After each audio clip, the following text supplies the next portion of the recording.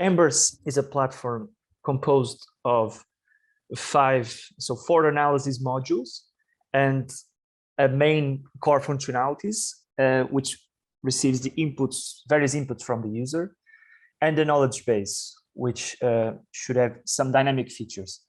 So the idea is that the knowledge base provides some default data for modules like equipment, technical parameters, default data sets, default data profiles. And then when the user goes into the platform, the core functionalities is the first layer of it. So if a user wants to add a sink or a source and to input all those details and check if the data inputs are consistent with the platform results, then after the data being analyzed by the core functionalities comes into the simulation module. So you have the GIS, which finds district heating and cooling networks, so designs a map, calculates grid costs and the best links between sinks and sources for the chosen group. Then you have the techno-economic optimization, which identifies least cost technology combinations for utilization of excess heat in district heating networks mainly. Then the market module simulates different market mechanisms, mainly decentralized or peer-to-peer, or centralized, of course, for the district heating networks, also to assess different revenue scenarios. And then the business module finally presents the results to the user in an economic format. So what's the net present value of the solutions found? What's the return on investment? Based on the interest rates, either being business or social interest rates. So that's a general overview of the platform. Okay, Shravan, next slide. Thank you. So as I said I'll try to summarize. So it's a platform mainly to map heat and cold sources and sinks, to design automatic routing and pipelines to the groups selected to analyze, to calculate heat losses in the network based on distance of sources and sinks and their temperature, the costs of the installation and network construction, pumping costs, and all of those sorts, the cost of integrating sub-excess heat into a district heating network, integrating excess heat on site, so internal heat recovery. We also analyze options such as organic Rankine cycle for some excess heat streams that you might have, or either some a simple pinch analysis to assess internal heat recovery options for industrial users, of course. And then savings in energy sources and associated expenses, calculating the economic impacts, so revenues and costs of the actors involved in the energy community, the CO2 reduction impact with this heat cold network that the platform suggests, and the cost of converting excess heat into the electricity, as I said, via an organic Rankine cycle. Yes, the source code of the platform and all the modules are available on GitHub, and you can find the links later in the presentation. Shravan, next slide, please. So I'll just give a brief description of the core functionalities. So the purpose of this module is to act as the main input interface, as I said, for sinks and source data input, to convert sinks and sources to be compatible with DHM. So this basically means for sinks to install some heat exchanger or heat pumps, depending if they need a temperature boosting on the sink side, and to perform internal heat recovery assessment for sources, as I said, so via an organic Rankine cycle, or assessing internal heat exchanger networks by performing a pinch analysis. All right, thank you, Shravan. Next slide, please. Yeah, thanks, Jose. I'll take over from here. So this is a brief description of the GIS module.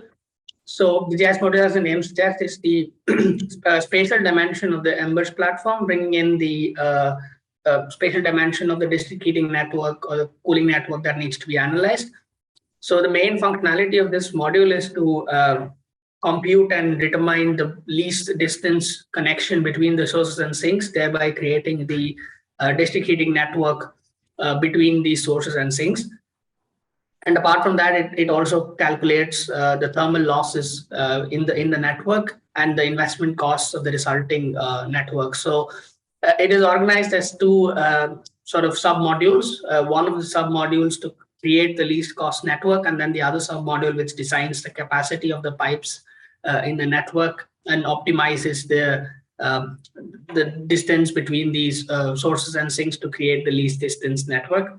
And then based on this optimal network, it calculates the investment cost of the district heating network that's created and the thermal losses. There are also other functionalities which will be released in subsequent versions of the modules where or the platform, where we'll have also a possibility to have an existing grid uploaded, so it can also analyze say an existing grid which is already there, and then the connections of these sources and sinks to an existing grid.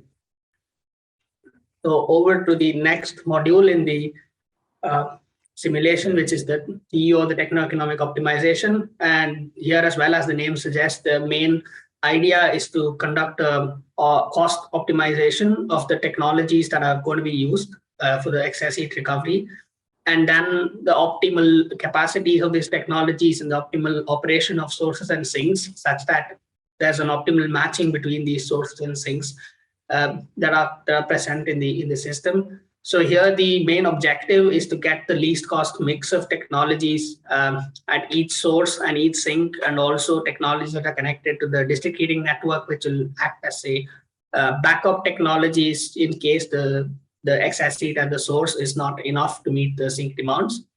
So that there are several constraints that one can execute in this model, such as regulation, the profiles of heat availability and profiles of heat demand, and also capacity constraints on the availability of excess heat and so on.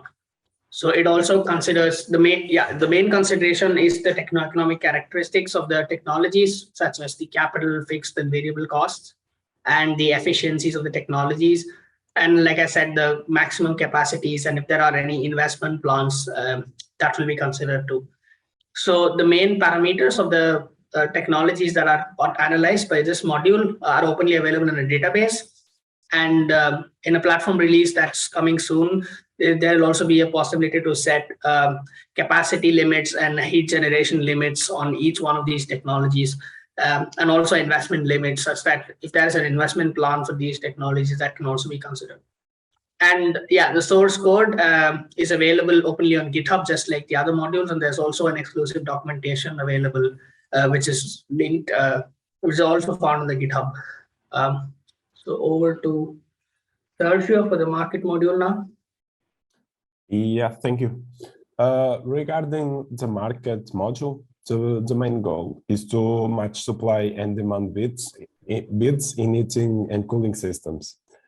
It models and implements the conventional pool, peer-to-peer and community markets, which allows users to test and validate different market structures for selling and buying heat. In addition, the market module is divided in short and long term. The short term allows simulations up to 2 days with hourly resolution, and it intends to give an overview of individual agents' performance when subject to different market features. In this design, users are able to change some parameters and quickly check the effect of such changes on the market. In this way, the effect of different market settings can be studied in case studies with short time horizons. On the other hand, the long-term market analysis can be used to assess market outcomes for agents in wider time ranges, like months or years, and it can go up to 20 years. This is more suitable when users want to evaluate the profitability of potential investments. There are also several results and key performance indicators users can check in the market module, like the energy traded between the different agents, market clearing prices, operational costs, settlements, quality of experience, and so on. And that's it. The code is also available on GitHub through the link in the presentation. And I guess we can go to the business. Yeah, thanks, Antonio. Over to Bilal now. Yeah. So for the business module, it's the idea is to take the input from the other modules and calculate the profitability, financial profitability of the project. And for that, we calculate different matrices, net present values, internal rate of return, payback period, and even levelized cost for heat. And we do all these calculations based on two different scenarios. One is the socioeconomic scenario in which we look at the project as a whole. But the second one is a private business scenario where we break down from the perspective of each individual actor involved.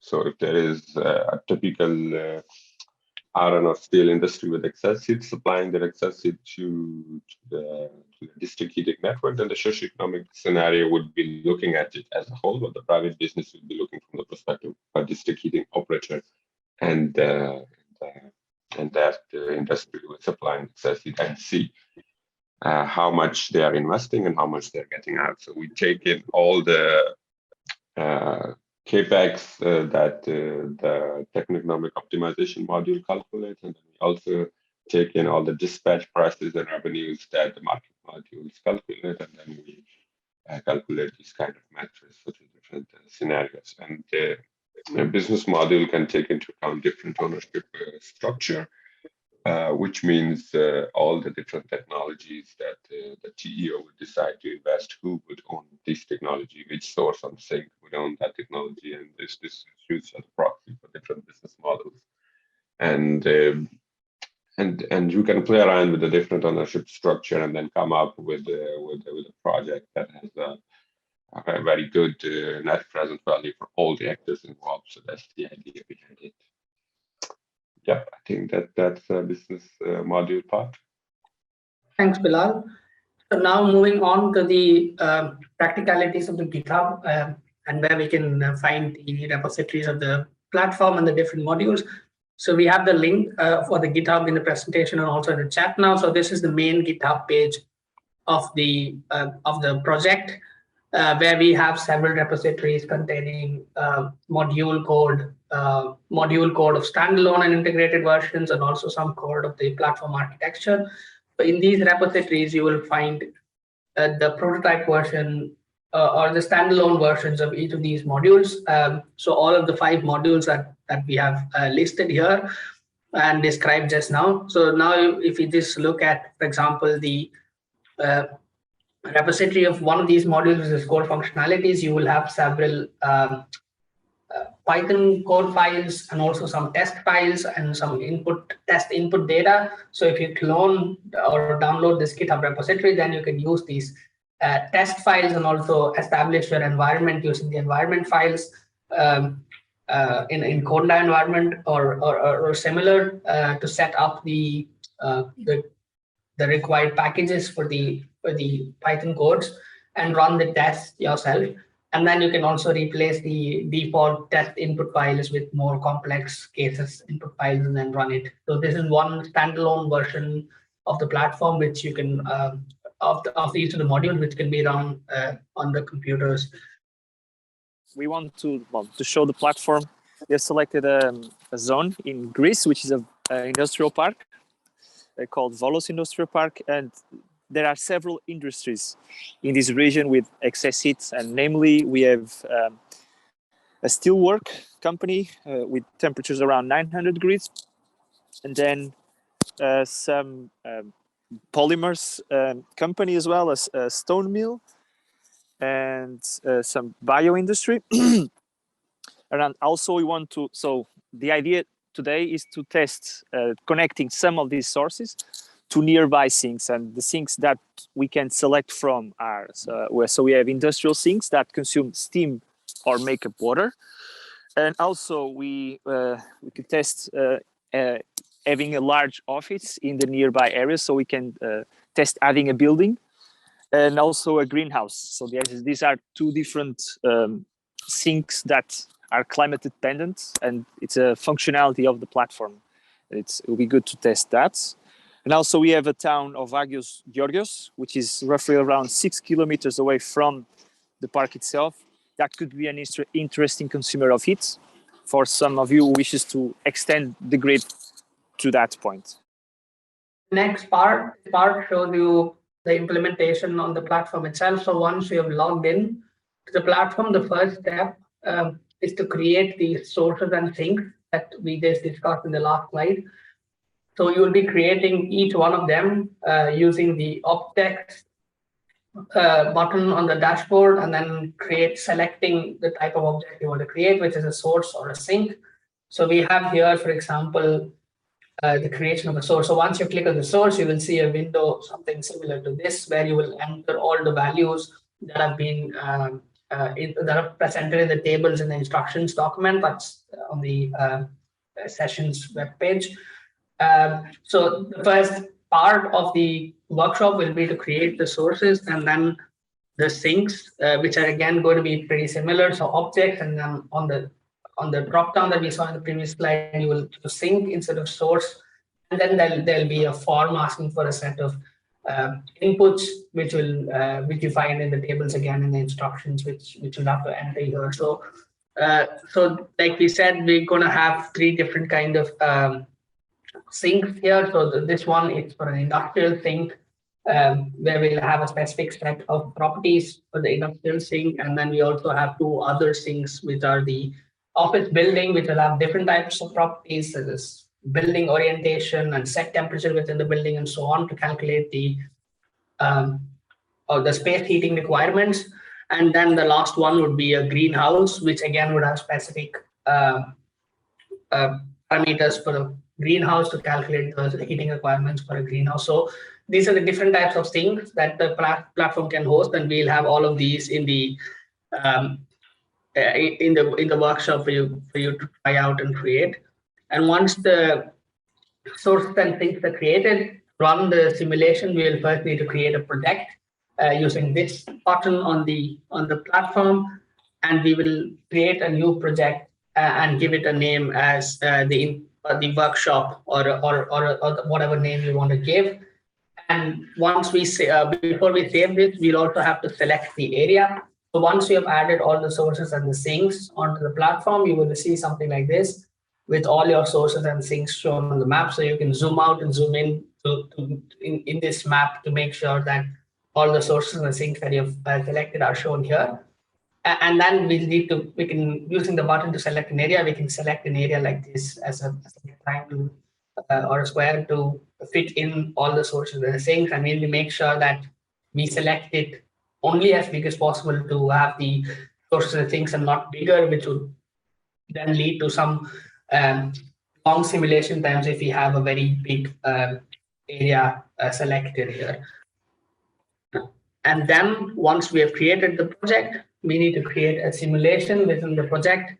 So you can have multiple simulations within the project where you can have different sources and sinks or different types of inputs to each of these simulations.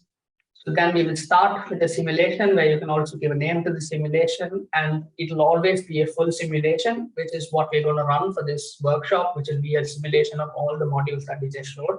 There are also other types of simulations that are can be conducted on the platform, but today's focus is only on the full simulation. You can then proceed to choosing the sinks and the sources that we just created in the platform, and also select the region and so on, and then click on next, which will take you to the next step of the inputs. So the first step we will discuss with the core functionalities module. This module will already be getting its inputs from the sources and sinks that you just created on the platform. So basically just choosing the sources and sinks is enough to give the inputs for this module, because all of this in this table we will already be entering when you create the sources and the sinks.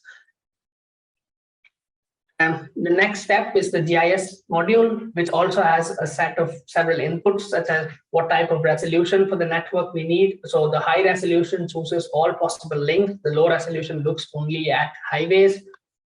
So there are several kind of functionalities of each of these modules, which are depending on these inputs, and all of these inputs are also found in the instructions document. So you look at, for example, the supply and return temperatures in the grid, the average ambient temperature of the region, the average ground temperature of the region, and so on. So these are going to be used for different functionalities within the GIS modules, such as calculating the pipe capacities or calculating the losses from these pipes and so on. So there are several lists. There's a form that you have to scroll down with several requirements of inputs to the GIS module. So this one is for costs of the network. So all these inputs will be used to calculate the investment cost for the network. And then the last inputs, again, consisting of the investment cost and some capacities and the specification of the terrain and so on. So all of these will be used again to calculate the losses and the costs of the network from the GIS module.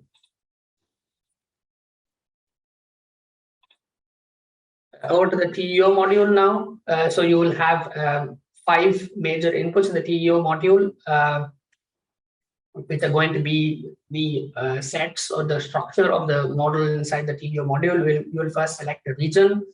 We'll also be analyzing emissions in the TEO module. So you'll be analyzing everything as CO2 equivalent for this workshop. And then we'll have a weekly time resolution, which means we will have about 48 intra-annual time slices. And we'll keep the resolution slightly low for the workshop so that the case can run quickly, but then the TEO module can analyze up to hourly resolution. And we will select a time period of 1 year for this case. So we'll be analyzing investments until the year 2023 or just for the year 2023. We'll only use one mode of operation for this case. Mode of operation basically determines how many types of fuels that the technology can generate. So, for example, for a CHP, it could be heat and electricity in 2 different modes of operation. So heat in one and electricity in another.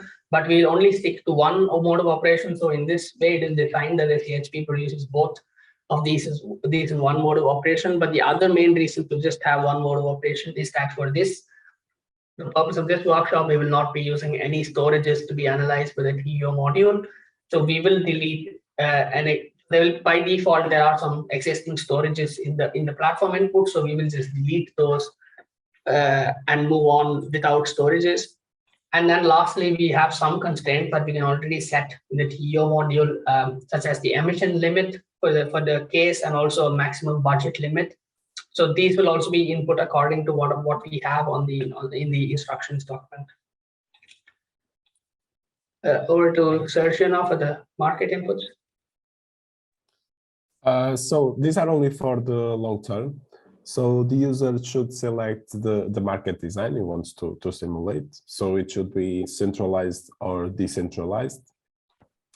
Then the next 3 inputs are related to time horizon.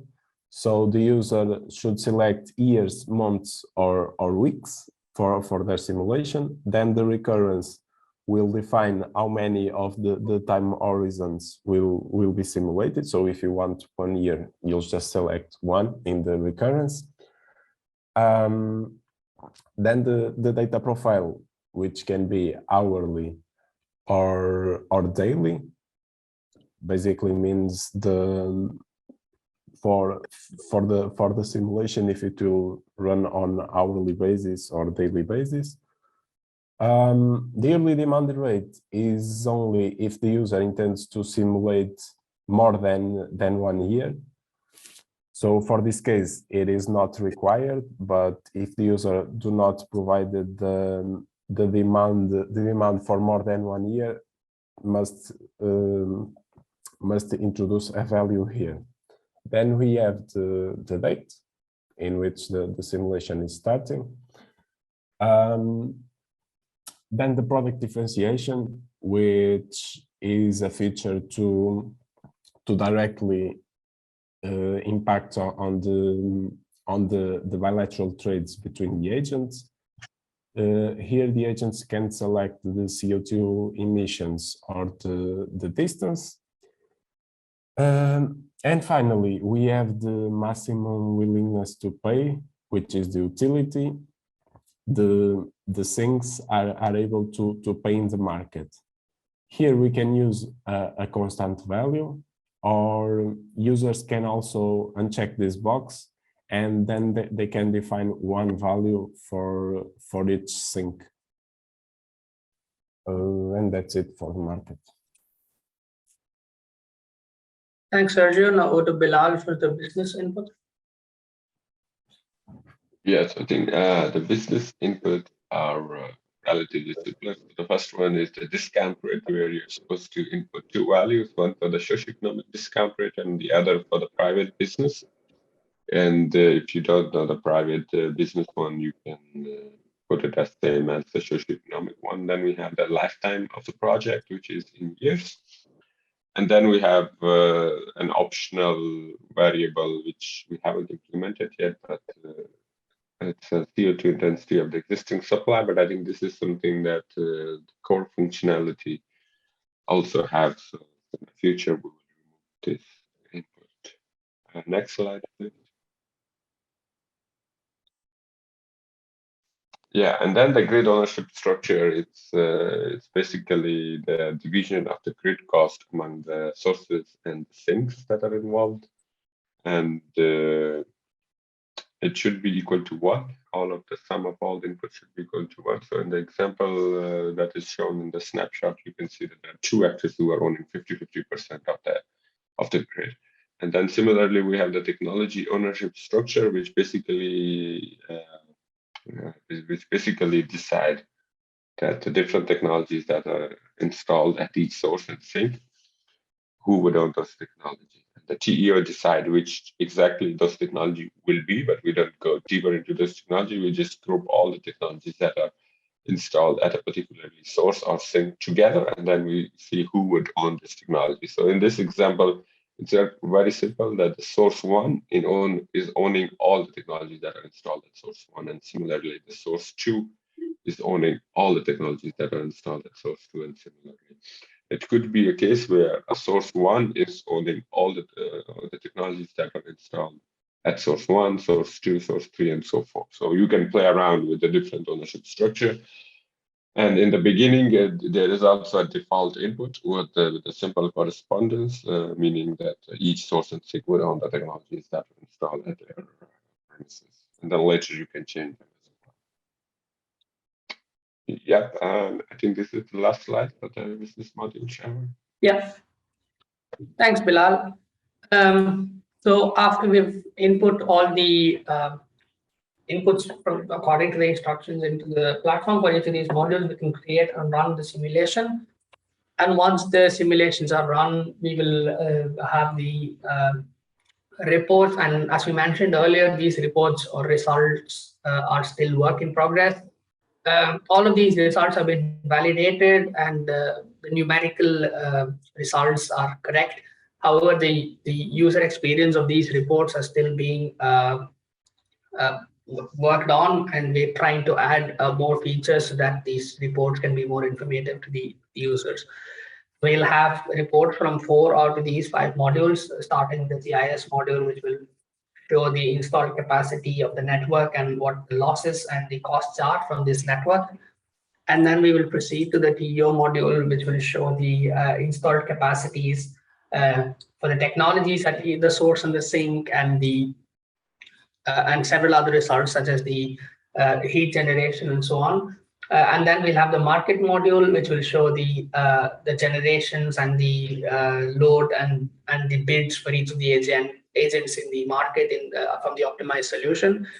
And finally we'll have the business module, which will look at the levelized costs and the net present value and the payback period for each of the sources and the sinks. Yeah, so now it is time to, or Francesco, do you want to take over and present this? Yeah, so now it's actually time to just give it a try and experiment with the platform. I have posted again the link to the platform itself, where you have to create a login and then start working with it. So now we can proceed to start creating the case and simulating it on the Ember platform. So we have a set of instructions to be able to do this, which is called the training material for the Ember platform, which is openly available. And the video along with the instructions will guide you of how to simulate this case study step by step on the platform. So a very small description of the case is that we have 5 sources and 4 sources and 6 things in an industrial park in Greece, and we are trying to simulate this case to see how we can have optimal connections between the different sources and things through a distributing network to exchange access keys between them. So let's start with step 0 of the platform, which is actually to log in, or if you do not have a login, to create an account. So you can create an account using an email address and a password. And once you've done that, you can then log in using your the email address and the password that you just registered with. And then you will be taken to the dashboard in the Ember platform that you can see here. So once we have logged in, then the next step is to start creating or characterizing the sources and the thing. So like I said, in this case, we have 4 sources and 6 things. And we'll first start with the sources.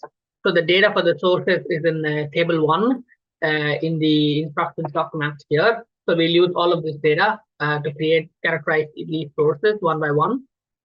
So to start with the sources, we first need to click on objects here. And then once we clicked on objects, we click on the small sign here on the right top corner of the screen and select sources and click on create a new source. So we then have the template. In this case, we're going to be using the simple source. So there are different types of sources, a simple source, a grid connection point, which is the modeling multiple sources together just as a point connecting the grid, and an existent source, which means that source are already characterized and having technology installed on the source side. We will fill in our own coordinates because it's very hard to locate exactly on the map, and we have the coordinates in the instruction sheet here. So I'm going to copy the coordinates in. Make sure you copy it after the last decimal in the table here. The source is called polymer. The fluid is water. So there can be different types of fluids here: flue gas, air, water, steam, thermaloid, and milk. So based on this, the energy available in the different streams are characterized. The supply temperature is 80 degrees, which means that that's the temperature at which excess heat is available. And the target temperature is 60 degrees, which is the temperature at which the stream should be cooled down to. So that's 20 degrees delta T of excess heat available. There's 2 ways to characterize or input capacity. So you can directly input the capacity of a stream in kilowatt if it's pre-calculated, or else we can use the CP and the mass flow rate to calculate the capacity of the stream. So we're going to use the CP and the mass flow rate in this case. CP of water, that's 4.2, and the mass flow rate is 12,000 kilograms per hour. Daily periods indicates when the source is available during each day. So this source is available throughout the day. There's no shutdown. So we have 0 to 24. It is on Saturdays and Sundays as well. And the shutdown period indicates which days in the hour the source is not available for. So in case there's like plant maintenance and industry and excess heat streams that are available for certain periods in the year, then we use the shutdown periods to represent those. In the case of this source, we don't have any shutdown period, so we just leave it empty for now. And the rest of the instructions, or the rest of the inputs just need to be left default, so we don't have to touch them. So we can just click on next. There's no additional stream for this case, so we just save this. So we have our polymer source created here and saved. So we can now move on to the next source, which is BioInd. So we follow the same procedure. So this as well is a simple source. We fill in our own coordinate. So it is basically the same procedure as we just did for polymers. So there's no difference in the procedure, but it's only different input. So this as well has so this has flue gas as the fluid and not water. Supply temperature is 140 and the target temperature is 120. So here as well we have a density of 20, and here we have directly have the capacity of the stream that's pre-calculated, so we can directly input it as 80 kilowatt.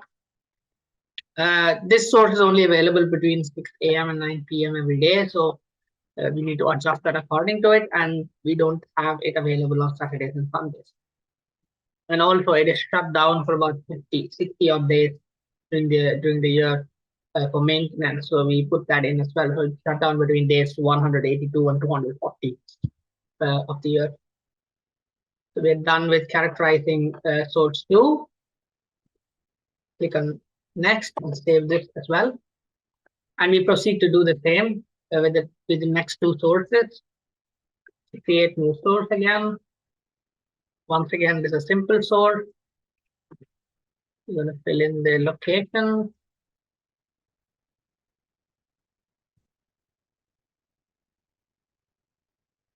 Fluid once, or the name is actually iron and steel this time. Fluid once again is flue gas.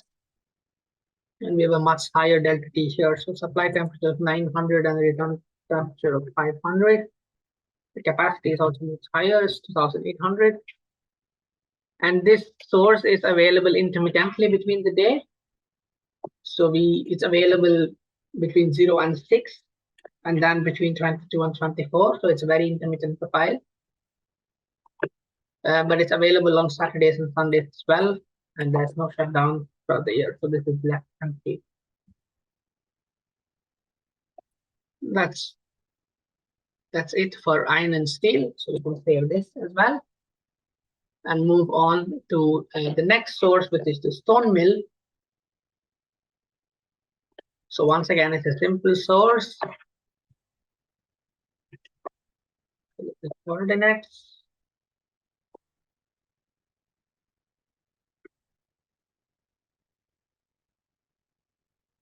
Stone mill. Flue gas as well as the fluid, 250 degrees supply temperature and 150 degrees target temperature, and a capacity of 1050 kilowatt.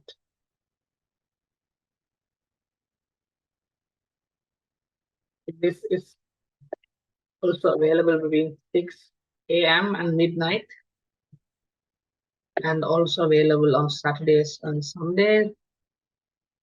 And this source has an intermittent yearly profile, so it has multiple shutdown times throughout the year. So it is available, not available the first 11 days of the year, and also not available for 20 days in between 140 and 160. And when entering the shutdown periods and the daily periods, we just need to ensure that all the brackets are closed, otherwise it will throw an error. So in case if you just leave it like this, so if this bracket is left unclosed, it will leave an error, so you need to make sure that it is closed as well. The next, and now we have characterized all the 4 sources that we have here, and now we can move on to characterizing the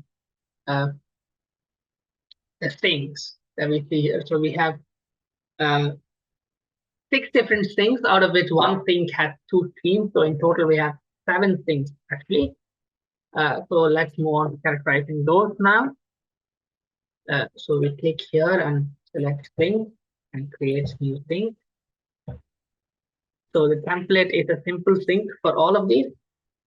So we'll fill in our own coordinates again. For the first sink, which is called beverage.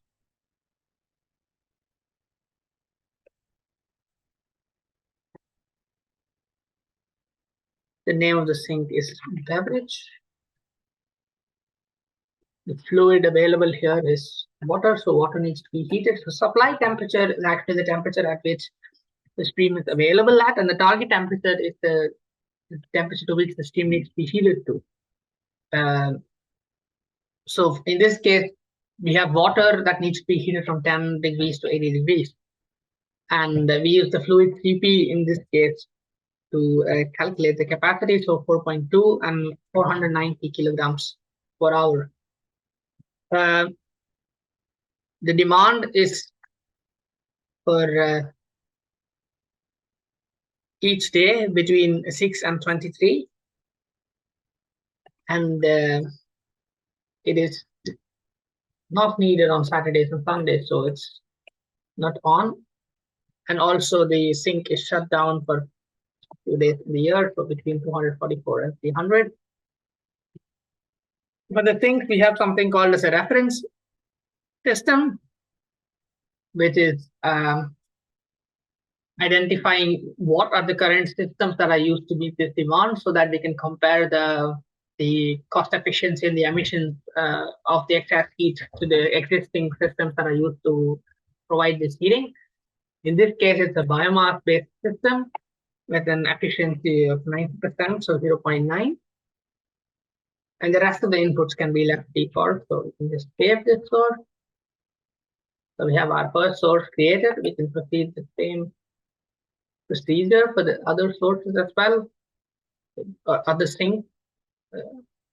Apologies. So we fill in the location of the next sink, which is called packaging.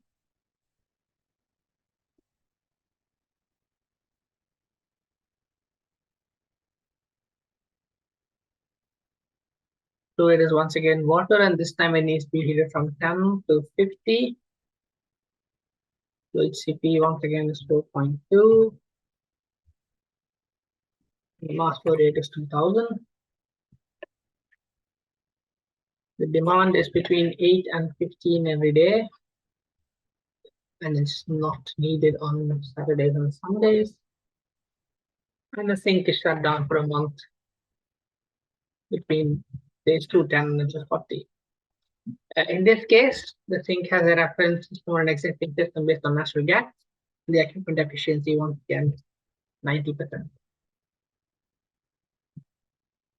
Need to save this source. We have now created another sink successfully. Move on to the third sink, which is called milk cheese.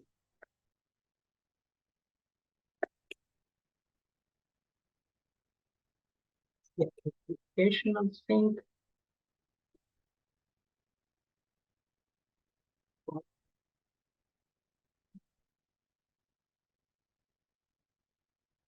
Once again is water. Its supply temperature of 10 and its target temperature of 95. And once again, we're using the fluid Cp to characterize the capacity. So we have 4.2 Cp and 700 kilograms per hour floated. Demand is every day between 4 a.m. and 11 p.m. This one is on Saturdays, but it's not on Sundays. And there is no shutdown throughout the year. And once again, it has a reference system based on natural gas. It's an equipment efficiency of 0.9. Save this and move on to the next sink. So this sink, which is called fish eye, it has two streams, water and steam. So we need to create two different sources with each stream. So we'll first create the stream for water. So both the sources will have the same location, or sorry, both the sinks will have the same location, but the fluid will be different and the name has to be different as well. We will call it fish eye W for the water, which has a supply temperature of 15 and needs to be heated up to 80 degrees. And now we already have the capacity calculated directly, so we have 280 kilowatts. It's on throughout the day. So it is 0.24, it's on Saturdays and Sundays, and there's no shutdown for the year. So the reference system in this case, once again, is natural gas with 0.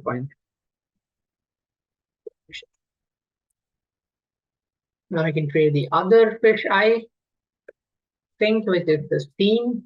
So it's once again a simple thing. The locations are the same. That's fisheye water.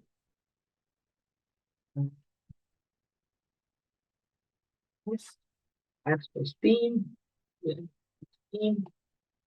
Supply temperature is 80 and the target temperature is 180 in this case. We have daily periods of 0.24 because it's needed throughout the year. Apologies, I missed the capacity, which is 1,400 kilowatts. It is once again on Saturdays and Sundays. And it's not shut down at any point through the year. And once again, the reference system is to gas boilers with the equipment efficiency of 0.9. All right, so we have 2 more sinks left. Let's proceed. Create a new sink. And this is called Recti Company. Let's fill in the coordinates first.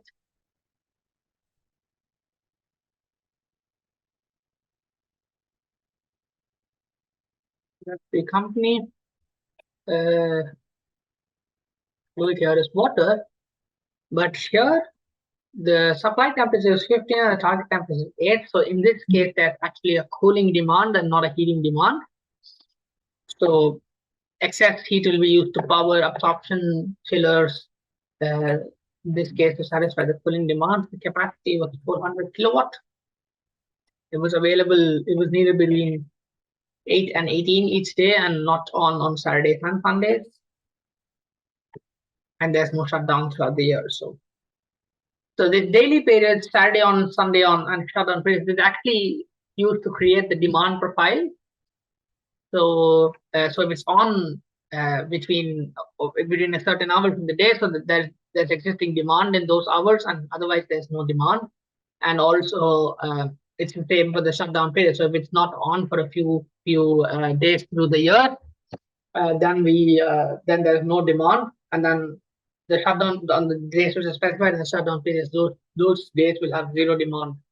So this is basically used to create an intra-day and intra-annual profile for the energy, so that we can design the dispatch based on that. In this case, the reference system is electricity, and it has a equipment efficiency.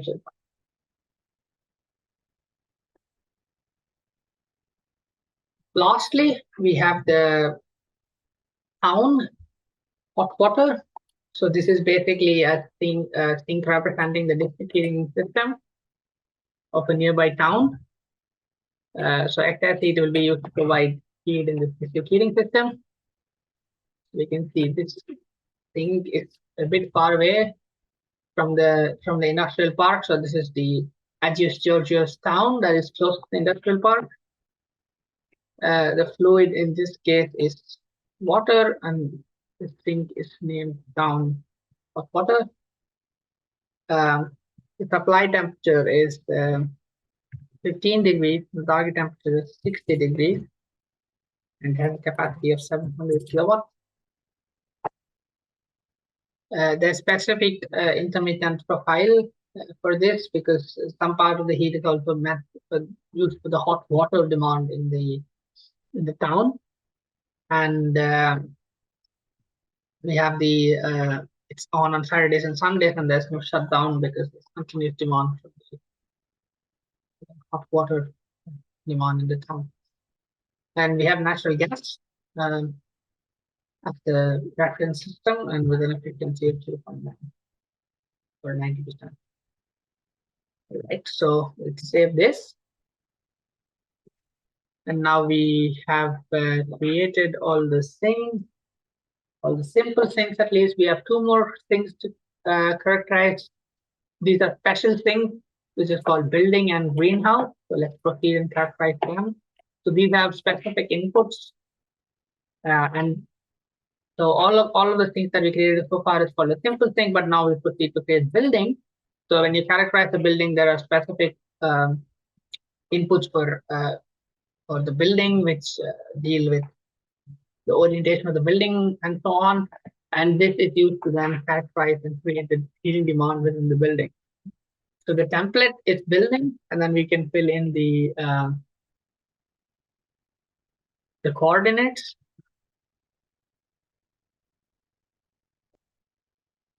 So, and the name is office building. The building type is office, as the name indicates.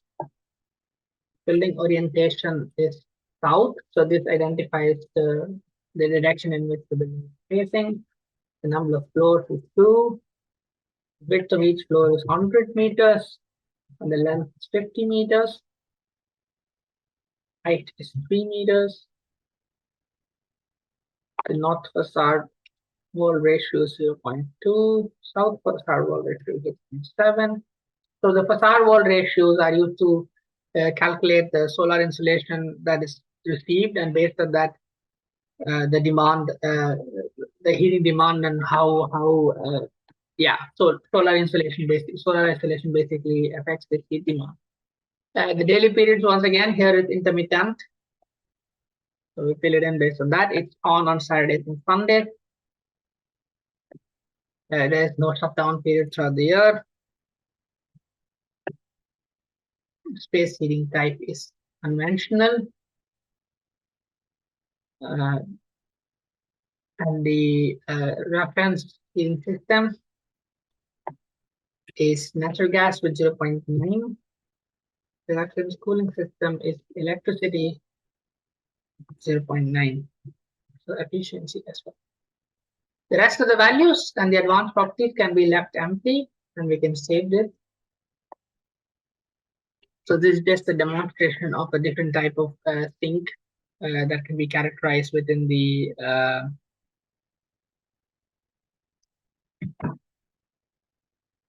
Ambush platform. So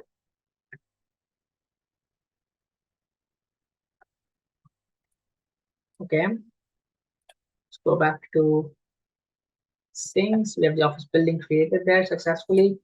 Let's create the last sink for this exercise, which is the greenhouse. The template is greenhouse. Fill in the coordinates.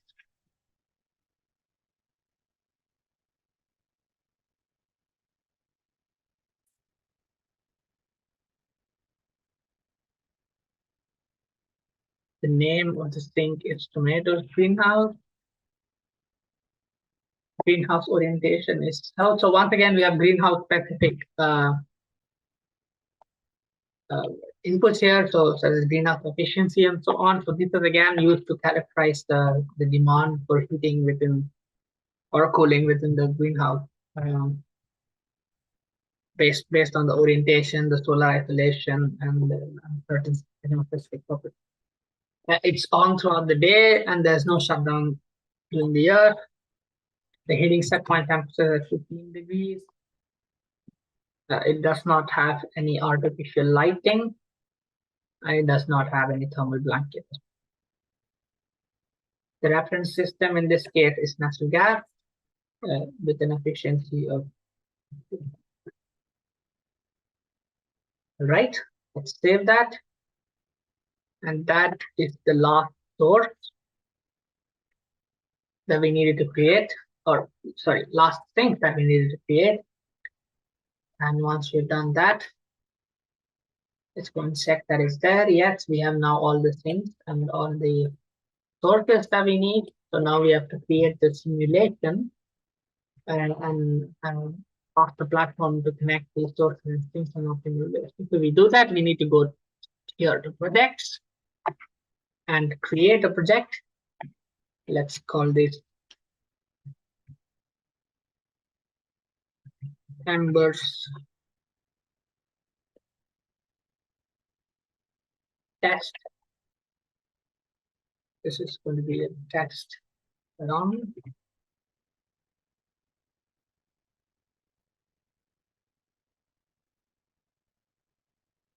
Right. So the next bit is choosing the project area. So the project area is basically choosing an area that covers all sources and things. And the project area is going to be used by the geospatial tool within the platform to connect the different sources and things using these different roads that you see here. So based on the project area that you choose, different sort of roads and connections are available to the geospatial tool, and it'll optimize based on these available connections. It is important that you choose the area just to be big enough to have all the things in the sources, because if you choose a very large area, so that leads to sort of unnecessary redundant roads or connections being considered as a geospatial tool, which just decreases the simulation time significantly. So it's best you choose the area such that all the sources and things are just within it, so that we know exactly which connections to consider, and it doesn't make any sense to connect or consider connections that are quite far away, because those will never be part of the optimal solution in any case. So once we have selected the project area using this button, and then you're making a rectangle that fits in all the sources and things, we save this, and then we already have the project created here. So once we are here, we click on create a simulation, which is step 3 or step 4 of the instructions that you have here. And simulation name, let's call it EMB3RS.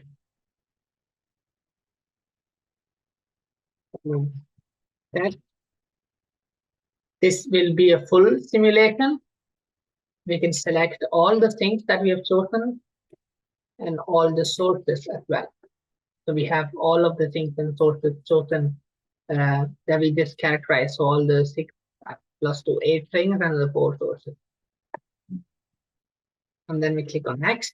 So now we come to the module specific inputs. So we have seen that there are 5 different modules: the CF, GIS, EO, market, and business. The CF module basically takes an input from the platform. So all of the sources and things that we have characterized so far, those are inputs to the CF module. And now we come to the GIS module, which is the geospatial analysis within the platform. And we'll want to run this at high network resolution. So the resolution timeout is basically in case you have a very large project area and you do not want to have super large simulation time, you can set a timeout limit. So the module will give you the best possible solution within 15 minutes. In this case, we would not need it, but we would set the limit to 15 minutes. We'll use COPT as the solver for this case. And we will have an average flow temperature of 100 degrees, an average return temperature of 75 degrees, an average ambient temperature of 25 degrees, an average ground temperature of 8 degrees. Then we have some specific inputs that are used to calculate the costs within the geospatial model. So we have the digging cost of 350 euros per meter. So we are currently using all the default costs that we have filled in here, and this is very generic or an average of the costs within Europe. So this needs to be changed to be country specific for cases that you would analyze later, which are specific to your cases. So these values can be changed based on the values that you need later. But for now, we're going to leave the values as default. So 350 for digging cost. For fixed digging cost is 700 euro per meter square. For variable digging cost, the street exponent is 1.1, and fixed piping cost is 550. Variable piping cost is 700, and exponent piping is 1.3. We also have some advanced properties, and these advanced properties are based on the user inputs for heat capacity and water density and so on. So in this case, we'll only be looking at heat capacity and water density, which is 4.18 and 1000, and we leave the rest of the inputs as default, so that the geospatial tool can calculate it. But you can read more on each of these inputs in the documentation with the geospatial tool and also in the instructions document. So we click on next to proceed to the CEO module. We again have several inputs. So we first need to select the region that we are, which can be different countries. In this case, it is Greece that is already selected. We're going to have CO2 emission considered. We can have CO2 is a mandatory entry, but we can have other types of emissions as well. Emission penalty or the carbon tax, this is given in euros per kg CO2 of carbon, and in this case we have 15 euros per kg CO2. So this is a carbon tax on any emissions that arise from excess heat or other technologies in the module. We're going to consider a weekly resolution, so every week is considered in this. And we're going to consider the time period of 1 year, so for 2023. We'll again use Copter as the solver. We'll use two modes of operation in this case, and as it says here, the mode of operation needs to be one always, but if storage is involved, it needs to be two, because the module needs that as an input to be interacting with storage. And in this case, we will characterize a new storage, so we will not use any of the existing storages. So we can delete them using this button and add new storage. The storage will be called central storage. So this will be centralized thermal energy storage connected to the district heating system. The capital cost is 750. The discounting rate for the investment is 4% of 0.04. The operational life of the storage is 50. The maximum charging and discharging rates are 2000. The length to diameter ratio is 1. The storage is going to be a thermal energy storage for hot water, so it's going to be a heating tag, yes and no for cooling tag. The return temperature is 50 degrees and the supply temperature is 80 degrees. The average ambient temperature is 15 degrees. There is no pre-existing storage capacity, so we start with 0. And the maximum that we installed is 15,000 kilowatt hours. And the starting level of storage is 0, and the heat transfer coefficient of the thermal energy storage walls is 0.21. So this is used to calculate the losses from the thermal energy storage.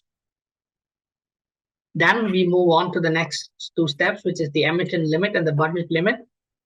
So the emission limit and the budget limit are basically used to impose some constraints on the model. And as the name indicates, the emission limit is the maximum emissions that can be allowed in each year. So we can vary this to see if we can get better solutions with a certain emission limit or a budget limit for each project or each case. So these are sort of constraints which the techno-economic optimization needs to consider when it does the optimal mapping between the sources and the sinks. Then we move on to the market module. So in this case, we're considering a centralized market.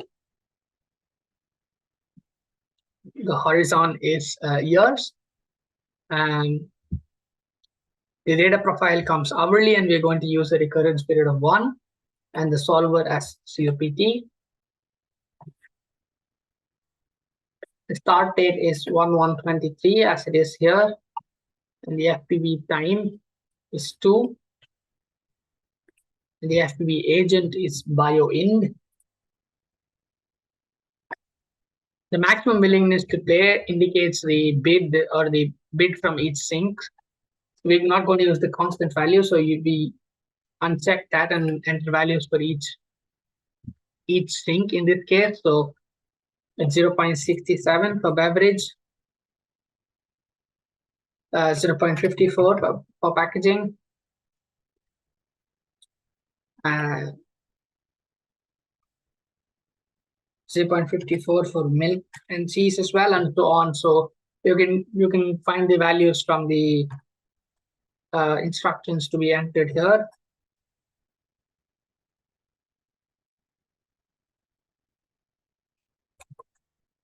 And if any sink is missing in the instructions, you just enter the default value of 0.7 for those.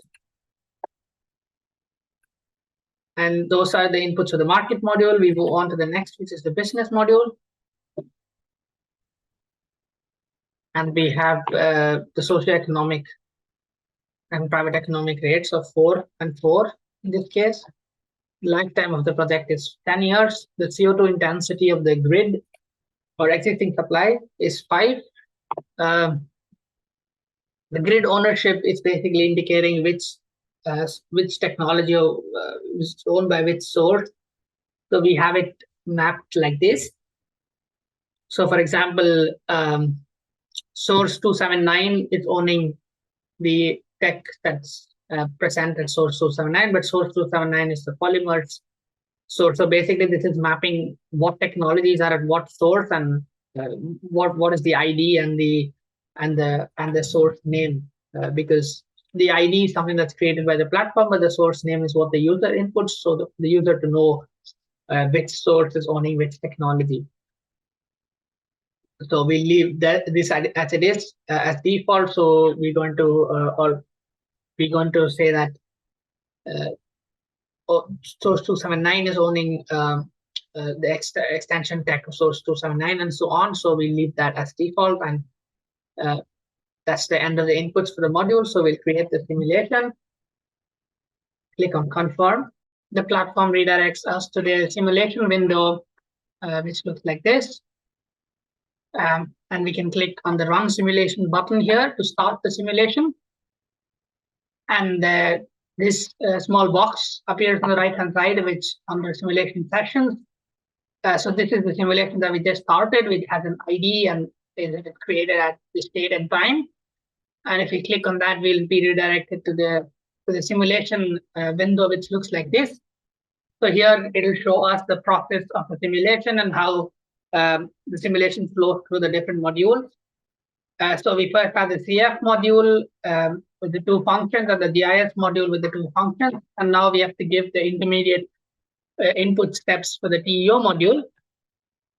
In this case, we are looking at the grid-specific heat pump, since we're assuming a case where the a utility is going to invest in a heat pump to support the excess heat, and we said that it was going to be 250 kilowatts of investment in heat pump. So we want to replicate the situation that we have a utility company who are supporting the heat generation along with the excess heat, and they'd like to have a heat pump associated with the heat generation. So we force the heat pump in to the techno-economic optimization so that the model knows that there's also an existing heat pump, which will be invested in, and that will produce heat. And along with that, it can use how much of excess heat it wants to use based on the cost optimization.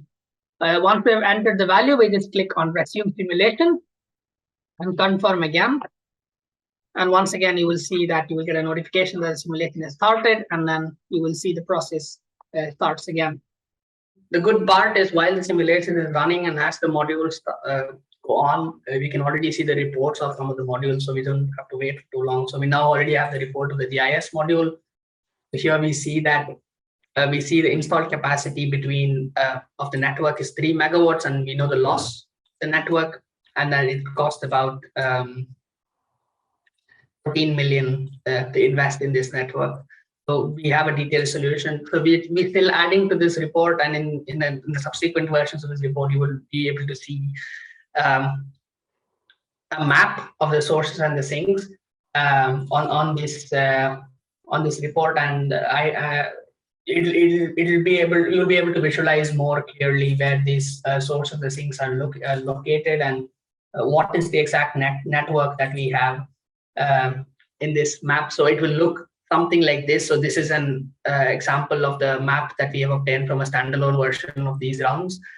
So we have all of these sources and the sinks, and then we have the path, and then the path will be in blue, and then we have the solution or the network itself that is established between these sources and sinks in green. So you can see exactly where this network is and how it is located and how these sources and sinks are created. So this will be added to the report here in a more detailed fashion than this. So you'll be able to select and see what each source and sink is and so on. So that is about the GIS report. Now we have the TEO module, which also produced the report. So this report will contain the capacities, the heat generation, the share of the sources and sinks, if there is any storage, the capacity of the storage and the operation of the storage and so on. So we'll first start with the installed capacities of each technology at sink and source. So we have the large table on the graph which visualizes for all sinks and all sources, and then we also have the button to look at it for each source what the investment is. So here, for example, one thing that we're working on now is to make this more user friendly and replace these source IDs with the source names. So in the future, you will say, for example, have the accumulated new capacity for, say, the source iron and steel, or the source beverage and so on. So yeah, that is something we're working on. So we can look at the capacities for each source and each sink. And then we have the grid specific, which is basically the backup technologies. So in this case, we know then that the sink demand or the source sink demand is higher than the source capacity. So we need some kind of backup technologies. So we use a natural gas boiler here. And if we impose more emission limits, we will probably use a biomass boiler in this case to supply the heat. We don't have any storages in this case since we do not select any. And then we see the annual heat generation in kilowatt hours from each of these technologies, from the source and the sinks. So we have the sources first. We see what heat is generated from each source and from what technology within the source. And of course, we have the same with the graphs for each source to look at it in more detail. And then we have the heat and cold consumption for the sink. So we know again, we see again what the heat and cold consumption is for each of these things. So we look at, for example, the again in detail for each sink, what is the heat consumption or the cold consumption. And yeah, like I said, we're working on replacing these IDs with the names. And then we have the profiles of the heat generation from each source and each sink, and we can look at more detail. So in this case, we selected 48 time slices, so we know the exact heat generation from each of these sources in the 48 time slices, and then we can look at it for each source just to understand what the profile of this source is, how these sources generate heat, and to what extent the capacity of these sources is used. And then, of course, we can look at the sinks consumption. This will be basically the same thing as the demand profile in this case, since we do not have any storage. But when we add storage, it will be interesting to look at how storage sort of flattens the peak in these cases. So that is one more functionality that we can add to the case, and then look at how these the consumption profile changes. Yeah, and then lastly, we have the overall heat and cold generation and consumption. In this case, it was only 1 year, so the annual and the overall is pretty much the same. But if you have more than 1 year, the annual and the overall is different. And then we can look at in the final optimal scenario, what source is being used, how much, and then we can sort of look at this to the investments and the cost to figure out why the TEO module proposes a certain solution. Must be because, so if it uses only 1.74 of 866, that it's either because the capacity is too low or it's because it's too high. And then we, of course, have the emissions and the cost for each of the sources and sinks.